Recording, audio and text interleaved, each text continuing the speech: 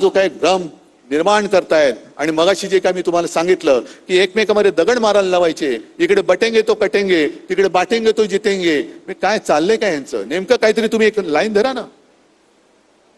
म्हणजे शिवसेना प्रमुखांच्या भाषेत आता समोर महिला आहेत म्हणून मी बोलू शकत नाही तो शब्द, पण शेतामध्ये बैल जातो ना त्याची लघुशंका करताना म्हणजे तुम्हाला कळेल नेमकं मला काय बोलायचंय. असं वाकडं वाकडं वाकडं वाकडं तसं नका ना जाऊ, जा ना सरळ सरळ जा, मग आम्हाला कळेल की अरे हा तुम्ही खरोखर हिंदुत्ववादी आहात. पण एकदा धरायचं, एकदा मारायचं, एकदा सौगात द्यायची, एकदा अमुक करायचं, एकदा तमुक करायचं, म्हणजे काय करायचं आहे?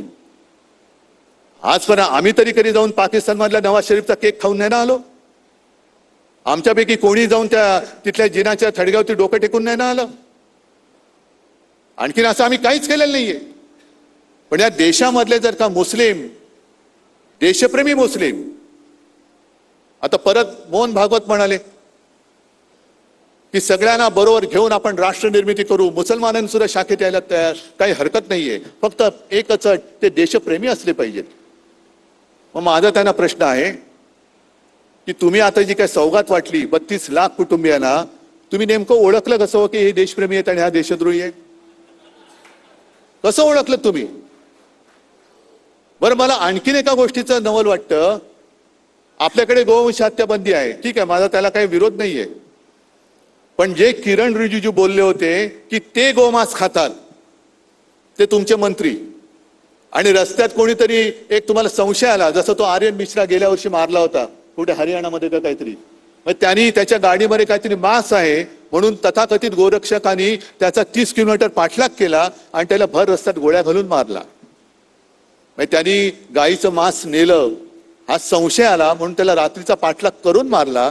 आणि इकडे सांगतो की जो रिजिजू सांगतात ते गोमांस खातात, ते तुमच्या बाजूला बसून वक्फ बोर्डाच्या विधेयक सुधारणेचं विधेयक मांडतात. नेमकं तुमच्या हिंदुत्वाला काही शेंडा बुडखा आकार उकार आहे की नाहीये? आणि मग शेवटी या सगळ्या गोष्टी बघितल्यानंतर खरी जी काय एक जबाबदारी आहे ती आपल्यावरती आहे, महाराष्ट्रावरती. कारण महाराष्ट्र नेहमी देशाला दिशा दाखवत आला, हे आपण इतिहासात ऐकलं. आज आपण जर का उद्याची दिशा नाही दाखवलं तर इतिहास आपल्याला सांगेल अरे तो इतिहास होता, पण हे सगळे नालायक निघाले. आपण नालायक असता कामा नये, आपण नालायक होऊ शकत नाही. ठीक आहे, काही वेळेला खड्डे येतात, पण त्याच्यावरती मात करून आपल्याला पुढे जाण्याची हिंमत पाहिजे. आणि म्हणून मी नेहमी एक गोष्ट आली सगळ्यांना सांगतो, म्हणजे आणि म्हणून असं नाही, आणि म्हणून कारण अजून मी काय दाढी वगैरे वाढवलेली नाहीये खाजवायला, तर आणि मला अशी दुसऱ्यांचे वडील चोरायची गरज पण नाहीये. जे आहे ते एसन्सी त्यांना सोडून द्या.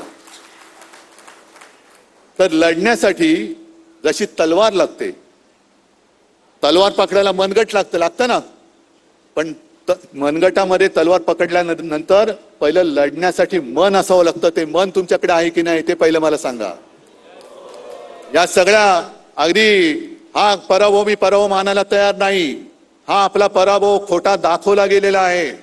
आज जरी बॅलेट पेपरवरती निवडणूक घेतली तरी आपलं सरकार पुन्हा यांच्या दुपटीने, म्हणजे आता 288च्या वरती जागा नाहीत म्हणून, पण यांच्यापेक्षा जास्त संख्येने आणि मतांनी आपली जनता, कारण मला माझ्या महाराष्ट्रातल्या मायबाप जनतेवरती पूर्ण विश्वास आहे.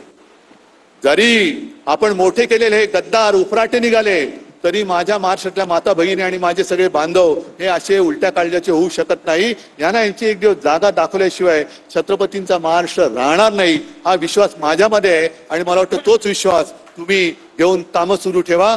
जय हिंद, जय महाराष्ट्र. सर्वांनी राष्ट्रगान